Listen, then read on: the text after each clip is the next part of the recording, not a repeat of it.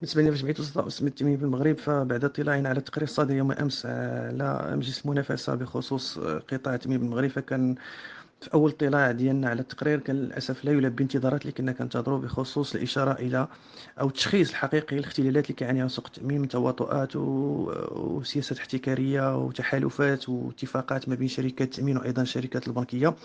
فكنلقاو فقط يعني في النقاط اللي شاريها بشكل عام هي نقاط كتهم وجود عوائق لولوج سوق التأمين، ويجب فتحه تدريجيا، ورفع هذه العوائق. بالنسبة أيضا تمتع جامعة شركات التأمين بصلاحيات تعود لهيئة التقنين في إمداد السوق بشواهد التأمين، أيضا الدعوة لرقمنة منتجات التأمين بشكل شامل وليس فقط من أجل ترويج عقود التأمين، وأيضا تعزيز الدينامية في قطاع التأمين المسؤولية المدنية على العربات، باعتبار أنه أشار أن هناك تطابق في التسعيرة أو التعريفات ديال تأمين المسؤولية المدنية، وهذا شيء خطير.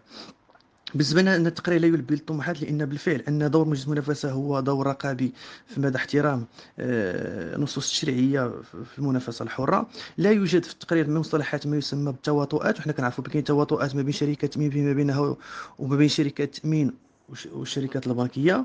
التقرير ما فهمتش الاساس اللي نعتمد باش انه كنلقاو خمسه ديال المقاولات اللي اعتمدها هي وفا التامين وسلام وتعاضديات لاماتيو وشركات اليونس، في حين السوق فيه اكثر من 19 شركه حسب تصريحه هو.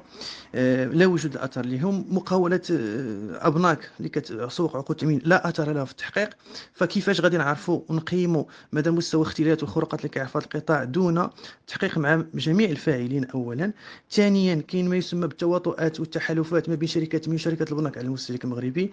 كاين اشارات اخرى اللي ربما خص مؤسسات دستوريه من هذا النوع تمشي في رفع التقارير اللي بواحد الطريقه اللي ترصد فعلا الاختلالات بشكل واقعي، وليس يعني عدم اعتماد حتى الصلاحيات ديالها. وحنا الان كنتظروا اذا كان هذه الخروقات تم ايجادها بخصوص التامين على المسؤوليه المدنيه العربات اللي ما كاينش فيه تنافسيه، فإن هي العقوبات من أجل